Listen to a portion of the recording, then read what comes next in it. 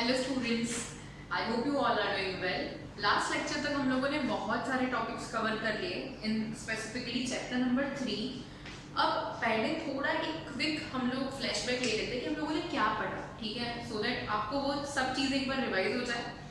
सबसे पहले तो हम लोगों ने लॉ ऑफ डिमांड पढ़ा, उसके पहले भी क्या पढ़ा था, डिटर्मिनेंट्स ऑफ डिमांड, जिसमें व्हाट डिड वी स्टडी कि कौन कौन से ऐसे फैक्टर्स है जो डिमांड की इंक्रीज डिक्रीज या फिर एक्सपांड या फिर कॉन्ट्रैक्शन में उसको अफेक्ट करते हैं, right. So firstly we understood determinants of demand, demand किसको बोलते हैं और कौन कौन से फैक्टर्स है जो उसको अफेक्ट करते हैं।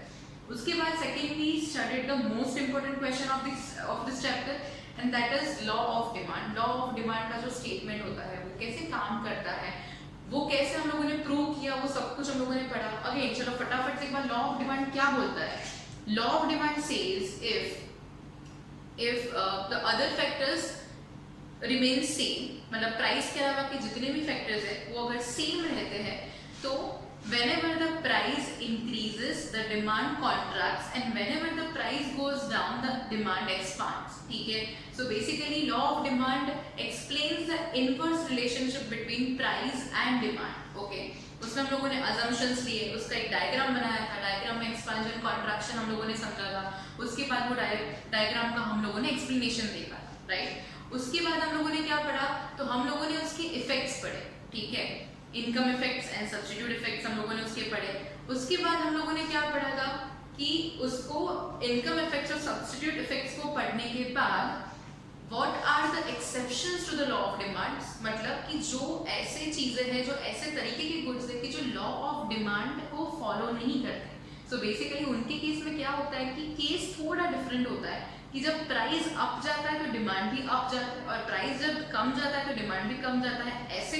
ऐसे जो केसेस है उसको भी एक्सेप्शंस बोलेंगे, और जिसका प्राइस ऊपर जाए नीचे जाए फिर भी कुछ नहीं होता उसको भी हम लोग एक्सेप्शंस ही कंसिडर करेंगे, राइट। उसके बाद हम लोगों ने बहुत इंपॉर्टेंट कॉन्सेप्ट पढ़ा था and that was ECPC and IDOTP, अगर आपको याद हो तो। ECPC क्या था, expansion and contraction on the basis of changes in price, okay. और यहाँ पे क्या था, increase and decrease due to other factors than price, okay. So इतना हमको याद था, expansion contraction and increase decrease. Expansion contraction clearly किसके ऊपर डिपेंड करता है, प्राइस ऑफ द प्रोडक्ट, और जो इंक्रीज एंड डिक्रीज है वो किसके ऊपर क्लियरली वो बेस होता है, factors other than price, okay. यहाँ तक हम लोगों ने पढ़ा था, ठीक है। उसके बाद हम लोगों ने एक और कॉन्सेप्ट पढ़ा था and that was individual demand and market demand. Individual demand मतलब हम सिर्फ एक इंसान की बात करते हैं और एक इंसान मतलब ऐसे जितने भी सारे इंसान हैं उन सबकी डिमांड का जो हम सबमिशन करते हैं उसका प्लस कर देना है, हमको टोटल करना है, और वो जो टोटल हमको डिजिट मिलता है that is our market demand, okay. यहाँ तक कॉन्सेप्ट हमारा क्लियर है। अब हमको ये तो पता चलता है कि फैक्टर्स जो है उसके प्राइस और प्राइस के अलावा के उसकी वजह से डिमांड में चेंजेस आते हैं, ठीक है। ये अब हमको श्योरिटी है कि चेंजेस आएंगे प्राइस की वजह से या फिर अदर देन प्राइस की वजह से, पर अब हमको ये नहीं पता कि जो वो चेंजेस आते हैं वो कितनी डिग्री तक आते हैं। कितनी डिग्री मतलब अब इसको थोड़ा सिंप्लीफाई करके बताते हैं। अब फॉर एग्जांपल मैं बोलूं कि जो प्राइस है ना, प्राइस और डिमांड, और यहाँ पे हम लोग एक कॉलम और बना देते हैं दैट इज इंक्रीज और डिक्रीज। सो हमको आइडिया है, फॉर एग्जांपल हम लोग ले लेते हैं कि ये जो मार्कर पेन है उसका प्राइस ना 10 रुपए है, ठीक है, और उसका जो डिमांड है ना वो तब 5 मार्कर पेन है, ठीक है। अब उसमें ये हमारा आइडियल सिचुएशन हो गया, ओके। तो इसलिए यहाँ पे इंक्रीज डिक्रीज कुछ नहीं लिख रहे। अब 10 में से उसका जब पेन का जो प्राइस है इसको 100 रखो तो थोड़ा हमारे लिए भी इजी हो जाए। 100 रुपए प्राइस है, डिमांड 5 है, ओके। इंक्रीज डिक्रीज कुछ नहीं पता। अब इसका जो प्राइस है वो प्राइस ना कम होके क्या हो रहा है, तो कम होके मान लो कि प्राइस हो गया 90 रुपीज, ओके। अब ये 90 होने की वजह से इसमें क्या चेंजेस आए, तो ये 90 हो गया तो यहाँ पे उसका ना डिमांड जो है वो बढ़ के कितना हो गया, मान लो कि 10 हो गया, ठीक है। अब तीसरा एक लेते हैं सिचुएशन जहां पे हम ऐसा अज्यूम कर रहे हैं उसका जो प्राइस है वो 120 हो गया, और 120 होने की वजह से इसका जो डिमांड है that is 4 marker pens, okay. अब यहाँ पे बहुत ध्यान से देखना, अब प्राइस जब उसका 100 है that is an ideal situation, अब 90 हुआ मतलब प्राइस कितनी नीचे गई, -10% इसको हम लोग बोल सकते हैं, और यहाँ पे कितनी हुई +20%, मतलब 20% ज्यादा हुई, यहाँ पे 10% कम हो गई।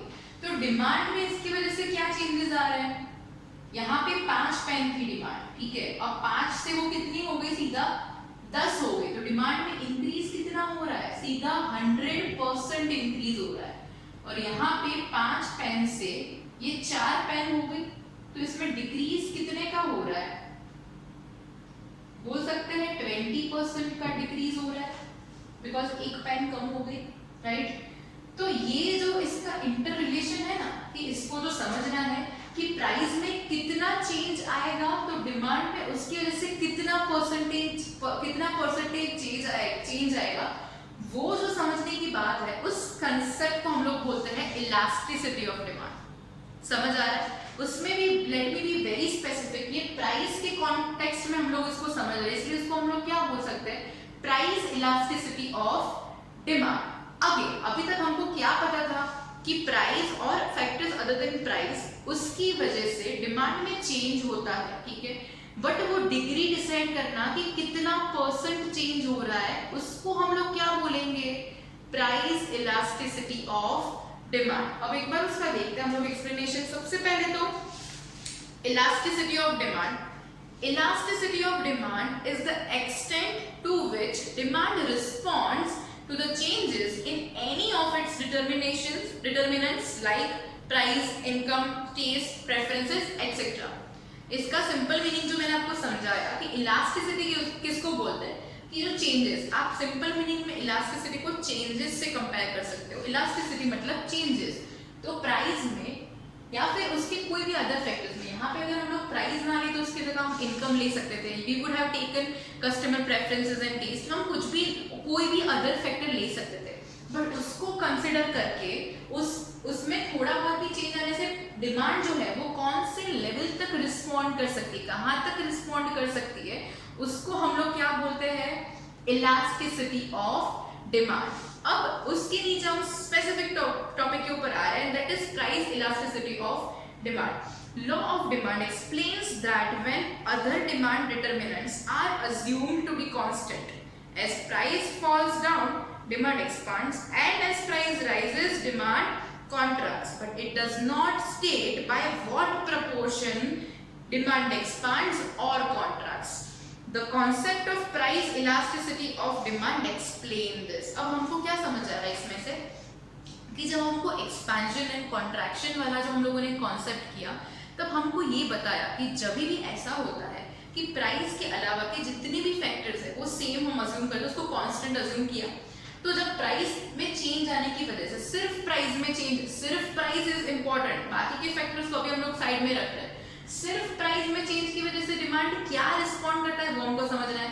अब हमको वहां पे वो भी बोला था कि प्राइस, जब हमारा ये जो प्राइस है वो जब बढ़ेगा तो डिमांड क्या होगा, कॉन्ट्रैक्ट होगा, डिमांड नीचे आएगा, कम हो जाएगा, और प्राइस हमारा ये जो है वो कम होगा, नीचे जाएगा, तो डिमांड क्या हो जाएगा, बढ़ जाएगा, एक्सपांड हो जाएगा।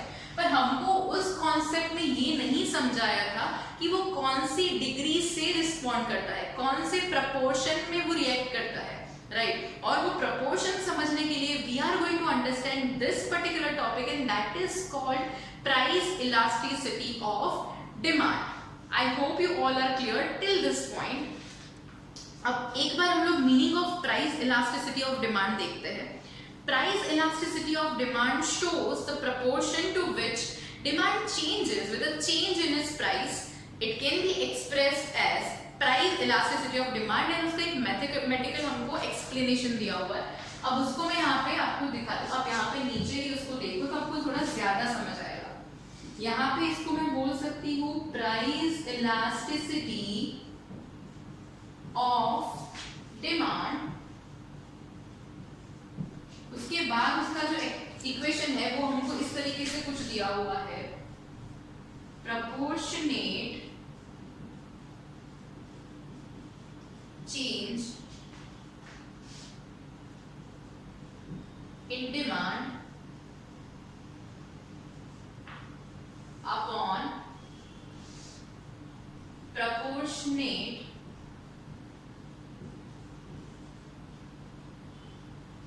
change in price. अब आपको एक थोड़ा सिंपल फॉर्मूला यहाँ पे याद रखना है, हमेशा किसी भी चीज की हम लोग इलास्टिसिटी को पढ़ रहे हैं तो हमको उसको अपॉन में लेना है। यहाँ पे हम लोग प्राइस इलास्टिसिटी ऑफ डिमांड पढ़ रहे हैं तो price will always be in the denominator, okay. और यहाँ पे किस कॉन्टेक्स्ट में पढ़े तो डिमांड को मेजर करना है, डिमांड के कॉन्टेक्स्ट में, तो proportionate change in demand will always be here, okay. So यहाँ पे हमको क्या लेना है, proportionate change in price. For example अब ये फॉर्मूला काम कैसे करता है, अब मान लो कि हमको ये जो मार्कर पेन वाला एग्जाम्पल है उसी का हमको एग्जाम्पल लेके समझना है।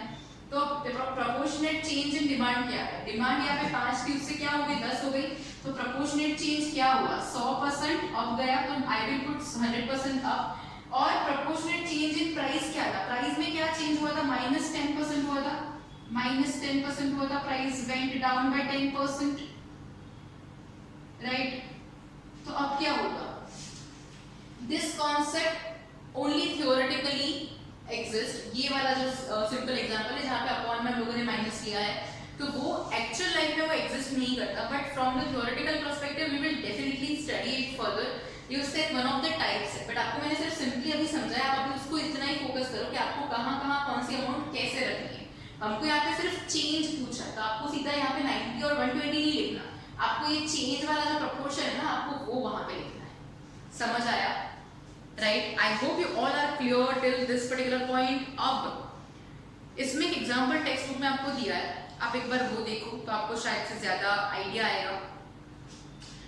Price elasticity of demand is expressed as a pure number and is not associated with any unit of measurement as percentage, rupees, kilogram, litres and etcetera. अब यहाँ पे हम लोगों ने भले ही इसको यहाँ पे परसेंटेज चेंज भी लेना पड़ेगा, बट जब भी हम इसका फाइनल आंसर को अराइव करते हैं यहाँ पे इसका आंसर क्या आएगा, so basically it's answer will be 10, but हमको उसको मोड में ही लिखना है बिकॉज माइनस में भी हम इसको लिख नहीं सकते परसेंटेज, सिर्फ ये हमारा आंसर है। अगर इसको हम लोग कोई पूछे कि इसकी ये एग्जांपल की प्राइस इलास्टिसिटी कितनी है तो आप सिर्फ बोल सकते हो 10। समझ आया?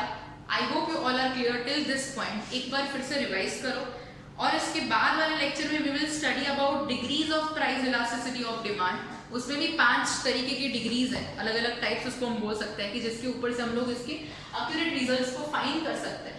तो वो हम पढ़ेंगे नेक्स्ट लेक्चर में। Till then take care.